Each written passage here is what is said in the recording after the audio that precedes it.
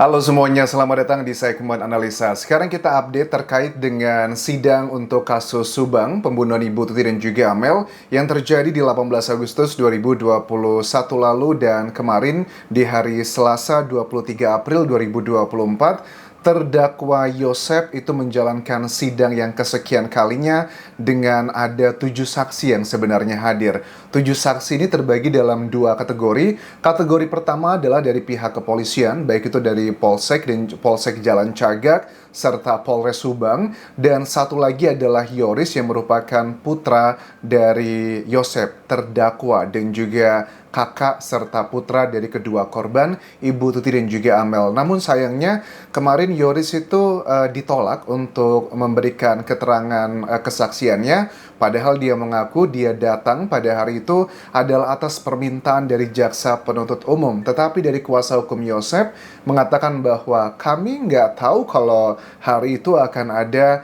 keterangan saksi dari Yoris karena kami belum mempelajari data-data dan juga apa-apa saja disampaikan Yoris dalam berita acara pemeriksaan, which is adalah hal yang wajar. Kenapa kok bisa sampai miskomunikasi seperti itu.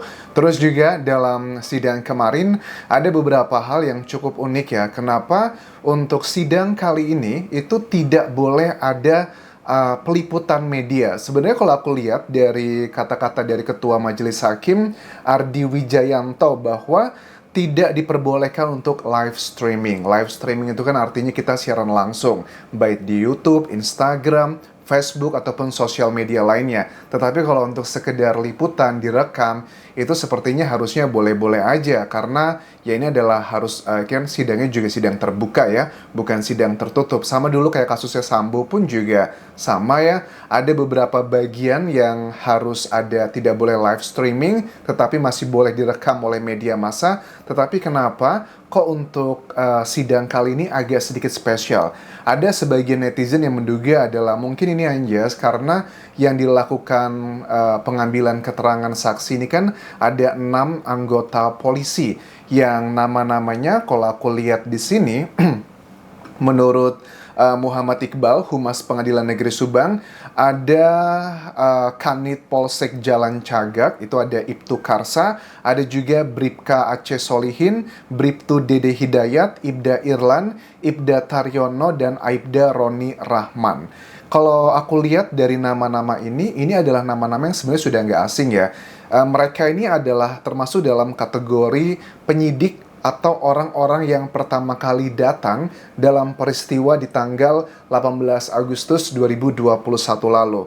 Sayangnya, kita nggak bisa mendengarkan secara detail apa-apa saja yang disampaikan. Kalau menurut keterangan Muhammad Iqbal, Humas PN Subang, bahwa menanggapi kenapa tidak bisa dilakukan live streaming atau liputan, itu adalah kewenangan dari majelis hakim.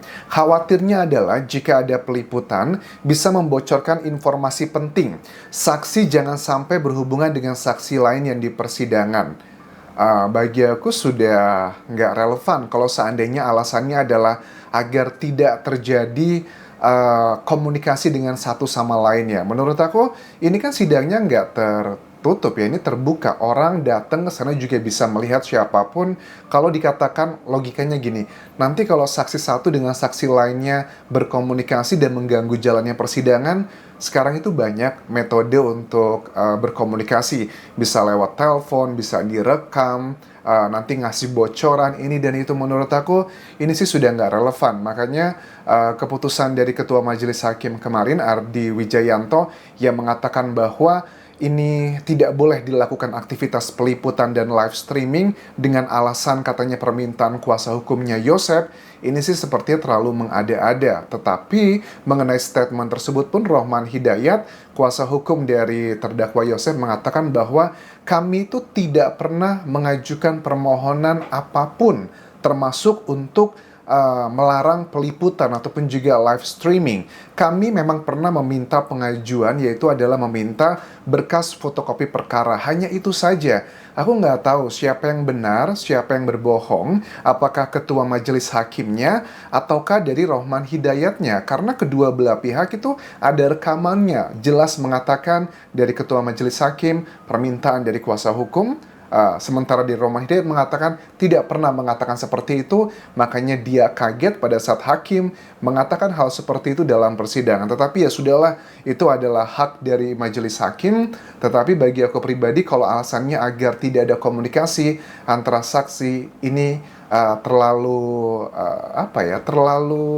aneh sih alasannya bagi aku pribadi, dengan alasan ada banyak cara untuk bisa berkomunikasi sekarang.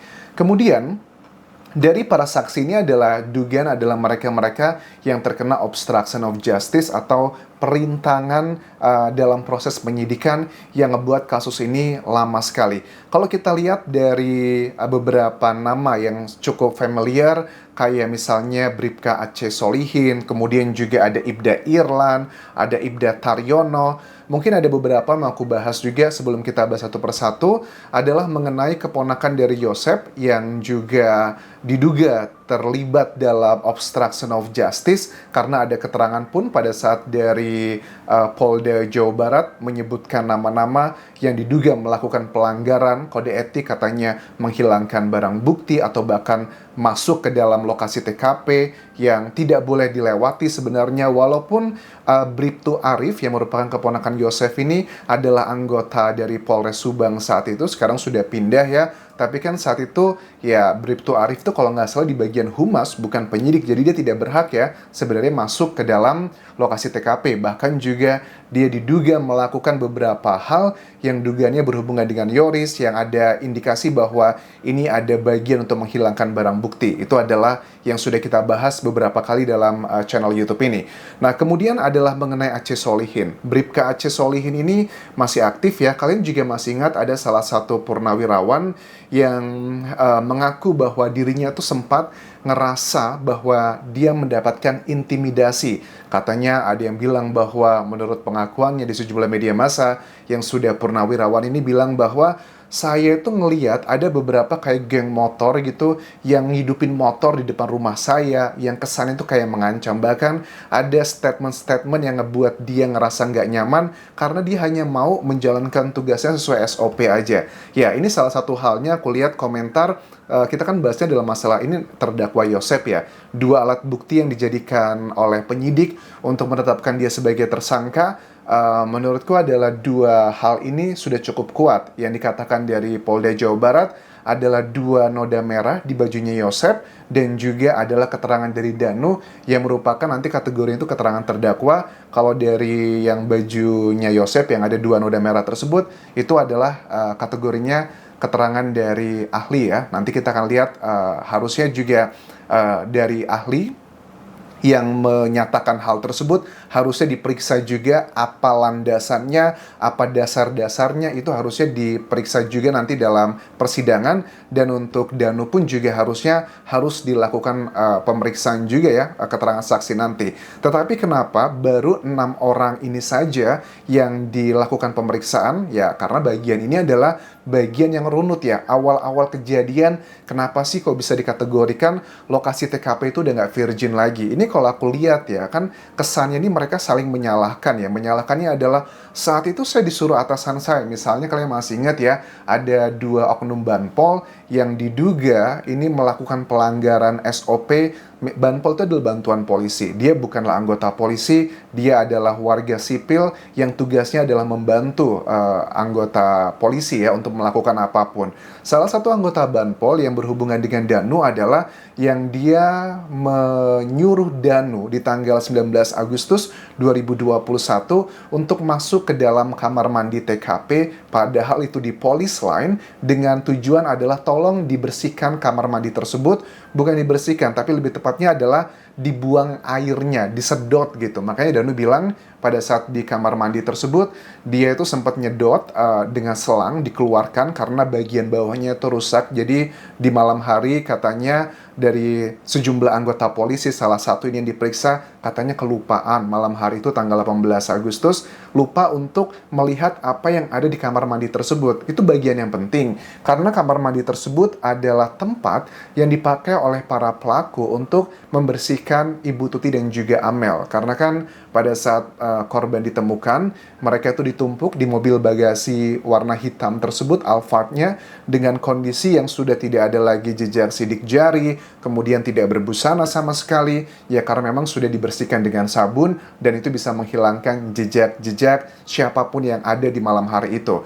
Nah, kemudian di bagian tersebut juga, kalau kalian masih ingat, kita sudah sangat curiga ya bahwa Danu ini sudah mulai mengarang kebohongannya, walaupun sekarang dia sudah menjadi kategorinya menuju ke justice kolaborator, sudah ada keterangan dari LPSK, sudah diterima, tapi untuk menentukan apakah dia layak jadi JC atau enggak, itu nanti dari Yang Mulia Hakim melihat keterangannya dalam persidangan, apakah make sense ataukah sesuai dengan alat bukti atau tidak. Danu masih ingat salah satu isunya adalah mengenai luka di kakinya. Nah kan Danu bilang waktu itu kan, kenapa kok di kakinya Danu itu ada luka yang diindikasikan ini kayak bekas cakaran begitu. Danu bilang, oh itu bukan cakaran, itu adalah luka pada saat saya sedang membersihkan kamar mandi yang disuruh sama salah satu oknum Banpol tersebut. Saya jatuh di sana, kemudian kaki saya sensitif dan saya sering garuk-garuk. Ini adalah bagian yang cukup ngebuat kita curiga. Dia bohongnya beberapa kali dengan hal seperti itu, katanya karena sensitif dia garuk-garuk. Pada saat dia mengatakan hal tersebut di media massa ataupun juga di sejumlah YouTube channel, dia saat itu masih kekeh dengan pengakuan bahwa dia tidak terlibat sebagai pelaku. Itu jauh sebelum dia mengajukan diri sebagai seorang justice kolaborator. Dan kita akan lihat nanti pengujiannya dalam persidangan. Untuk mengkategorikan satu isu itu adalah fakta, dalam dunia hukum harus ditunjang dengan dua alat bukti yang kuat. Ada keterangan saksi, keterangan ahli, keterangan terdakwa, petunjuk, dan juga surat. Petunjuk adalah gabungan di antara dua alat bukti yang aku sebutkan tadi. Nah, kalau hakim mengatakan bahwa keterangan Danu, seandainya nanti pengakuan gitu, bahwa di kamar mandi tersebut, dugaannya bahwa memang dia tahu dia akan diperiksa oleh penyidik, dia sengaja memframing bahwa Danu luka, kemudian garuk-garuk di sana agar ini jalan cerita, itu adalah potensi yang pertama. Atau yang kedua, sebenarnya ini hanyalah masalah keteledoran dan kemalasan dari oknum-oknum tertentu, tetapi dipakai oleh Danu untuk ngebuat excuse. Jadi dia sangat cerdas untuk memainkan semua ini. Tapi kalian juga harus paham di mana Yosef sekarang sudah menjadi terdakwa. Padahal awalnya Danu dan juga Yosef itu begitu saling serang satu sama lainnya. Serangan tersebut adalah di media massa. Yosef selalu mengatakan Danu. Yosef selalu mengatakan Danu, sementara Danu selalu mengatakan bahwa coba aja cek itu, tapi dengan gaya yang takut-takut. Kesannya ada beberapa kubu, tetapi ternyata mereka adalah satu kubu yang sama. Karena menurut Danu, Yosef adalah bagian dari pelaku pembunuhan Ibu Tuti dan juga Amel di Subang, Jawa Barat. Nah, lantas dengan keterangan dari keenam saksi yang merupakan anggota kepolisian dari Polres Jalan Cagak dan juga Polres Subang ini akan memberikan makna apa? Maknanya adalah hakim nanti akan menilai ya. Dengan sebegitu banyaknya kecerobohan-kecerobohan yang ngebuat lokasi TKP tidak steril lagi, hakim akan menilai bahwa ini pure murni apakah karena gara-gara kemalasan atau gara-gara masa COVID saat itu, atau ini ada indikasi berusaha menutupi, membantu para pelaku. Ini adalah hasil yang akan dilihat nanti untuk meyakinkan hakim. Ingat ya, untuk hakim memberikan vonis kepada Yosef itu nggak harus dua alat bukti. Cukup satu alat bukti aja, which is keterangan Danu, sudah clear menurut aku. Plus dengan keyakinan hakim itu sudah bisa menjadi dasar ya untuk memvonis Yosef apakah dia layak mendapatkan hukuman yang maksimal di pasal yang berencana ini, yakni adalah mati seumur hidup atau hanya sekitar 20 tahun penjara. Jadi ini adalah bagian yang sedang digali lebih dalam. Kita akan lihat, menurut aku bagian yang paling penting itu nanti adalah yang berhubungan dengan alat bukti Yosef ya, yang menjadikan dia tersangka adalah dua noda merah tersebut dan juga keterangan Danu. Itu yang akan di-exercise dalam persidangan nanti, yang menurut aku akan berperan, punya peranan yang sangat penting untuk menumbuhkan keyakinan majelis hakim. Apakah ini dia pelakunya atau bukan. Dua alat bukti tersebut, keterangan ahli dan juga keterangan terdakwa, yang akan menjadi play very important part di sini.